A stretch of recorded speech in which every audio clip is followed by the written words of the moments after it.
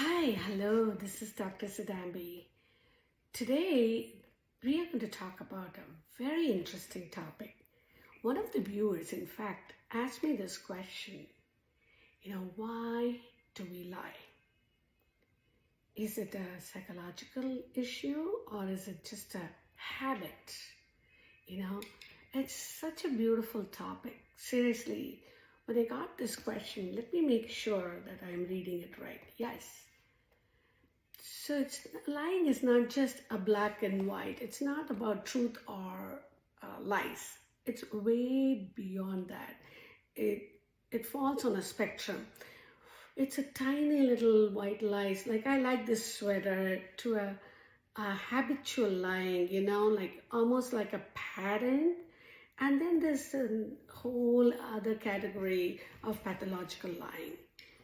So this sounds more intense. That's where lying become much more deeper issue. It's much more ingrained. So white lies, habitual lying, and then a pathological lying. So it's a spectrum. You see how it goes? So we all have white lies, right? We have white lies. Oh, your new hair looks, extremely good. Or, the white lies are there. Where is the line? When does it become a problem? What makes the white lie okay versus something more harmful? Think of it this way.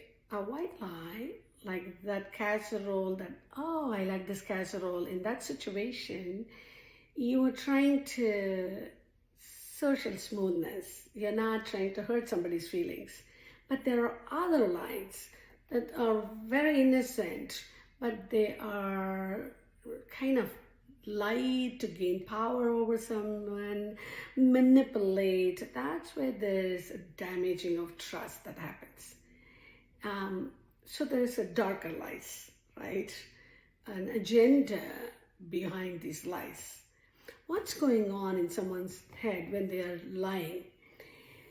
So it's a fascinating psychological stuff behind this lying.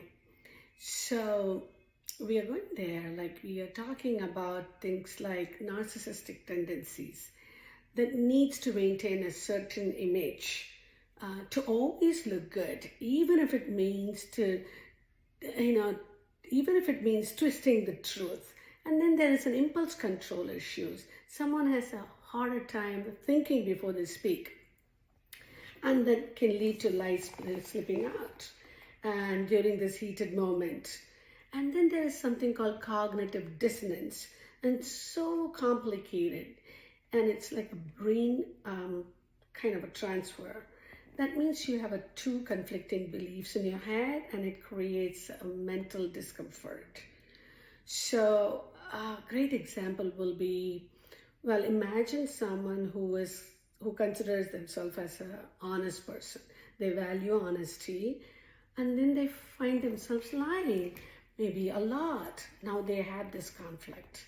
They see themselves as this honest person, but the action says otherwise. So that clash that creates the dissonance in them, that's a mental tug of war. And to get rid of this discomfort, they might lie even more to themselves or to others, just to justify what they have already done. So they're going to convince themselves that they are a good person, even though their actions don't really line up. So they might twist the story in their head, minimize the lie, or even blame someone else. It's all about protecting their self-image. They're trapped in their own web of lies, and it can be hard to break free. So this is the headspace. So it's not just the psychology of lying, right? And it's also the emotional side effects. Emotions play a huge role in lying, right? We are not talking about feeling guilty after you lie. It's way deeper, much deeper. We are talking about fear, anxiety, and insecurity, and even shame. All these emotions can be a powerful motivator for lying. So the fear of punishment. So if you really think that you're going to get into trouble for telling truth, or the fear of rejection. You might lie to fit in or avoid being judged, lying to protect yourself. It's a defense mechanism, and there is shame. And if you've done something ashamed of, you may lie to hide it. Or anxiety, sometimes it's like lying to control the situation where one feels they're out of control. So it's kind of creating safety through lying. One of the most interesting things to me is that fear of intimacy. To me, that's a very fascinating one. You assume that for some people, true intimacy is too terrifying. It's about being the vulnerability, letting other one see they're being vulnerable. They build the walls. It's very fearful. So they build walls with lies. They create the persona to keep people at arm's length. This is like a defense mechanism, but it kind of backfires because you don't connect the real connection with others. You push people away with your lies, and then you feel even more alone. It's self-sabotaging behavior. So this is the tangled web of psychology, of emotions that leads to lying. But how do we stop? Can people really change? Yes, absolutely. It takes work. But if it's definitely possible to stop lying, there are some practical strategies that we can jump into. And don't have to feel hopeless. There is hope. It all starts with self-awareness. You got to know yourself. Ask yourself, what are your triggers? Like, what situations or feelings make you more likely to lie? Is it stress, confrontation? Figuring it out is the first step. If you can spot the trigger, then you can stop yourself before the lies come out. So this is where the mindfulness comes in. The research talks a lot about mindfulness, meditation and stuff. It can be, but in this context, we are talking more about that pause, the breath you take before you speak. You're pausing. You're slowing down before you speak. It's so powerful. It creates the space between that initial urge to lie and actually saying the words. So you're pausing. You're hitting the brakes before you crash.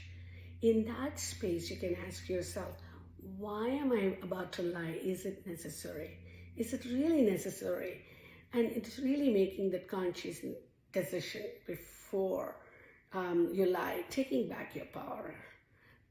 This is honesty strategies.